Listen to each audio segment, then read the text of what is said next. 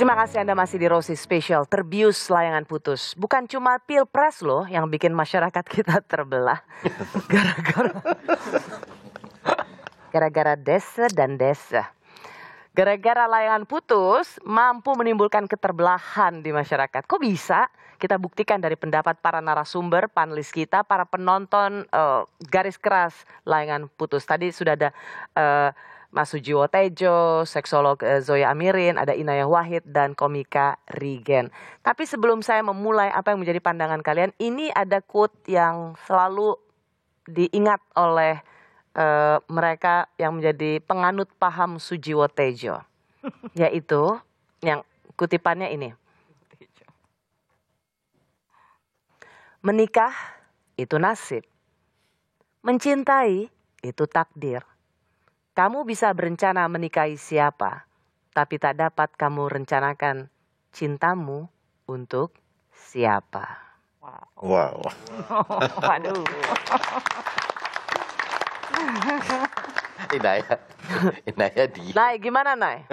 Apakah ini bisa menjadi landasan, alasan, pembenaran para pria untuk selalu merasa bahwa dia berhak atau dia boleh mencintai banyak orang, banyak perempuan, selain siapa yang dia sudah janjikan untuk hidup selamanya? Iya, sekali lagi saya sih nggak akan ini ya menghakimi pilihan orang gitu. Kayak ya kan setiap rumah tangga itu beda-beda tergantung kesepakatannya gimana nanti akhirnya gitu. Tapi yang saya mau point out itu sebenarnya adalah ketika misalnya betul kita nggak bisa tahu dengan siapa kita jatuh cinta gitu. Tapi kan kita bisa memilih reaksinya. Kemudian bagaimana merespon hal tersebut? Apakah kemudian kita akan mau melakukan kekerasan sekali lagi, kebohongan, terus kemudian nggak mendapatkan izin dari si istri yang resmi, terus kemudian beliin properti dan segala macam, itu kan bagian dari kekerasan sebenarnya gitu kan? Nah, kita mau memilih untuk melakukan respon itu atau enggak, karena kalau dalam konteksnya Aris nih, ketika itu dibalik itu nggak boleh. Iya, kalau cewek juga nggak boleh ya. Giliran Kinan deket sama Andre nggak boleh. Cemburunya minta ampun. Iya. Dia bilang gini, jangan memancing di air keruh. Giliran situ boleh marah-marah. Kesel.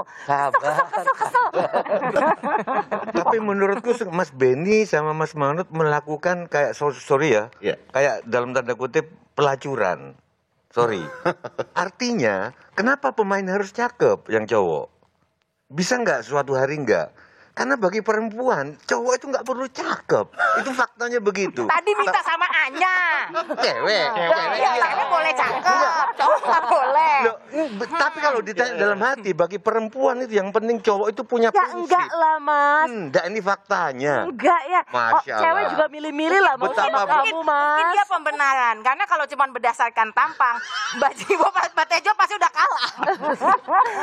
Makanya istrinya itu, Mas Tejo kan selalu, Mbak, maaf ya Mbak, Mas Tejo istriku baik.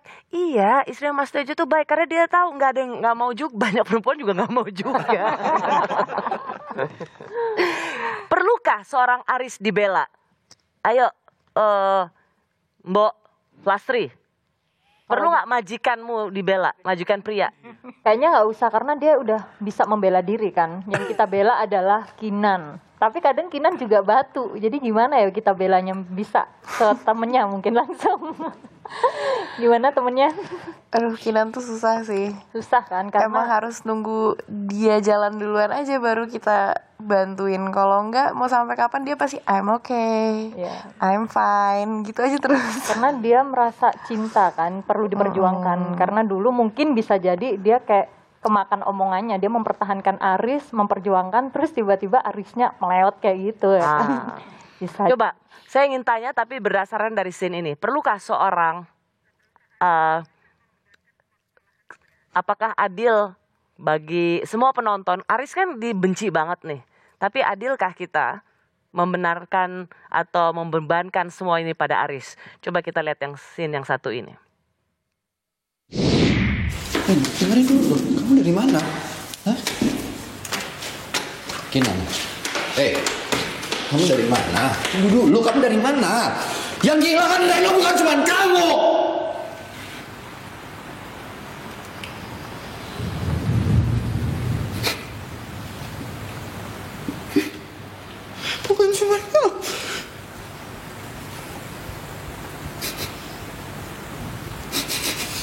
Reno. Please don't do this to me.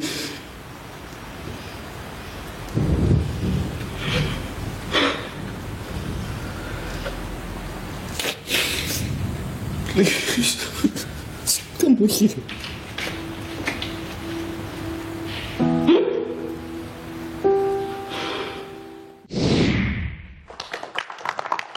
Ini juga one pick. Ini juga one Ya, take. one take. One. Mbak Lasri, kamu terharu ya? Kayak sedih aja gitu. Oh, dia masih nangis loh. Aduh, kayak jahat banget gitu loh, manipulatif. Padahal kan itu keguguran juga salah satunya dia stres gara-gara ini, tapi ngerasa dianya adalah korban juga. Pengen cekek ya. Iya, Banget. tolong minta tolong Kak yang paling dekat. Apakah scene ini siapa yang masih bisa memberikan pembelaan bahwa di scene ini seorang Aris juga harus disikapi dengan adil, harus dibela? Enggak sih, enggak. Aduh kasihan loh, dia masih nangis loh Mas. Aduh, sedih. Karena dia masih merasakan sebagai Lastri kan, majikannya disakitin. Betul. Juga kayaknya nangis ya. Regen juga nangis gini ya? Itu facialmu berembun tuh. Ya ini kan. Oh iya. Napasnya anget nih. Kalau Regan nunggu adegan selanjutnya, scene selanjutnya. Nah, itu dia. Jadi apa sekarang dari scene itu, perlukah kita memberikan keadilan pada seorang Aris? Siapa yang mau? Silakan. Ayo hardlinernya. Yuk. Enggak sih, Mbak. Sih maksud aku gini. Aris melakukan kekerasan atau tindak ya let's say kejahatan terhadap Kinan, menyakiti Kinan, bukan berarti terus Aris bukan manusia yang kemudian segala kemanusiaannya jadi hilang. Yes. Dan di sini kan konteksnya itu Reno.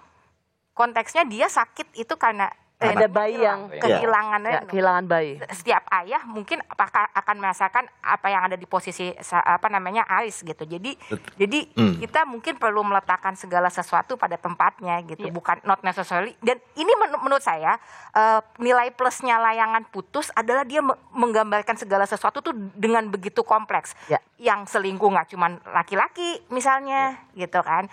Terus kemudian gimana tadi gitu, kekerasan tuh, kejahatan tuh ternyata bukan cuma yang kayak secara fisikal, tapi secara ucapan, tapi secara manipulatif itu semua keluar gitu. Yang hal-hal yang selama ini kita rasa nggak tampak gitu. Nah itu yang menurut saya jadi nilai plus banget. Gitu. Ya. Kesalahannya manusiawi banget sih sebenarnya ya gitu. Jadi kan banyak orang yang mungkin kalau kayak ya nggak mengecam sinetron yang lain, cuma kan ada banyak yang dilebih-lebihkan gitu ya, nggak benar-benar relate gitu ya. Tapi ini kan manusiawi banget, kesalahannya manusiawi gitu ya, terus juga kesedihannya juga manusiawi gitu. Itu sih yang paling bikin relate. Dia manusiawi. Bapak ini ya, Pak Aris ini ya, dia manusiawi loh. Kamu pikir kehilangan Reno hanya kamu yang sedih? Kita perlu kan, habis itu kemana Ye? Coba sebutkan kemana kamu habis itu pergi. Kemana ya? Kemana? Aku lupa. Kemana? Coba, siapa yuk? Garis kerasnya Kinan, kemana dia habis itu? Ya ke situ. Ke situ ya? Ke penthouse yang 5M itu. Tapi untunglah, begitu sudah puncaknya, nggak bisa juga Desa. Ya kan? Tidak bisa kita bicarakan di sini, nanti disemprit sama KPI. Itulah sebabnya maka tayangan ini ditayangkan di WIT TV. Kami kembali sesaat lagi.